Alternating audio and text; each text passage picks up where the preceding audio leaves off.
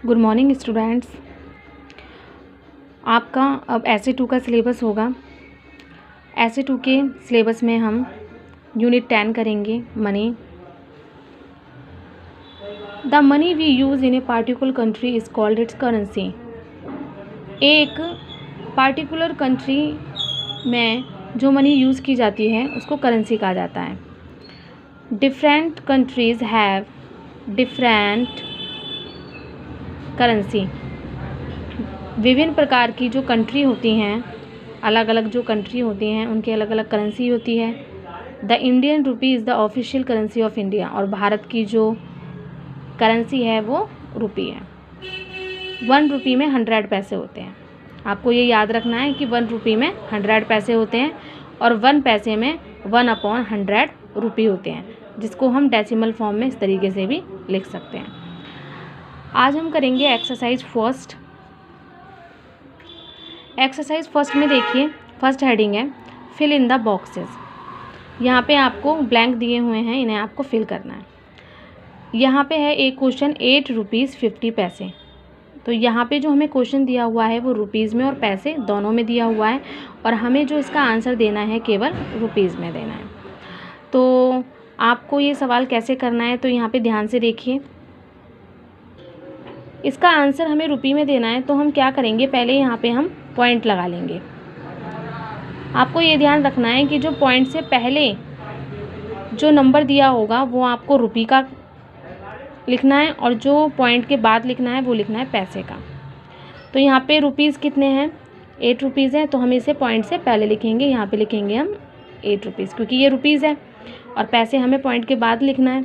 तो हम पैसे कितने 50, तो यहाँ पे हम लिखेंगे 50। तो इस तरीके से ये हमारा रुपीज़ में आंसर आ गया। अब इसका बी क्वेश्चन देखिए।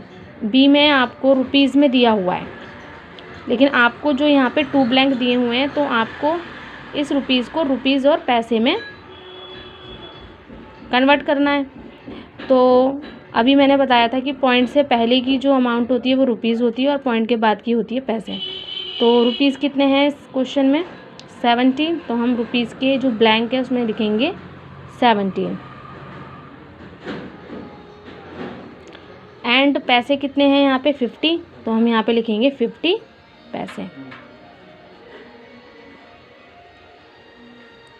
तो इस तरीके से करने हैं आपको क्वेश्चन, कि जब रुपीज़ और पैसे में अलग अलग दिया हो तो आपको ओनली रुपीज़ में आंसर कैसे देना है, और जब आपको रुपीज़ में दिया हो क्वेश्चन तो रुपीज़ और पैसे में अलग अलग कैसे देना है, तो इस तरीके से देना है जो मैंने अभी बताया है।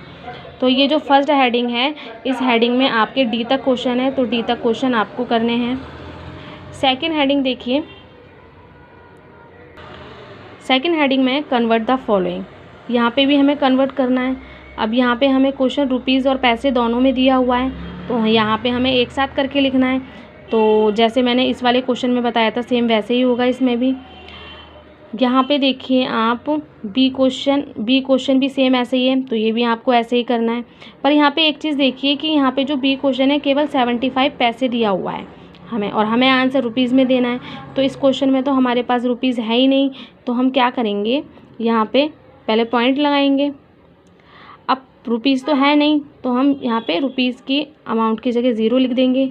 और पैसे कितने हैं यहाँ पे 75 पैसे, तो हम यहाँ पे लिखेंगे पॉइंट के बाद 75 पैसे। तो इस तरीके से हमें ये करना है क्वेश्चन। तो इस तरीके से हो जाएगा ये।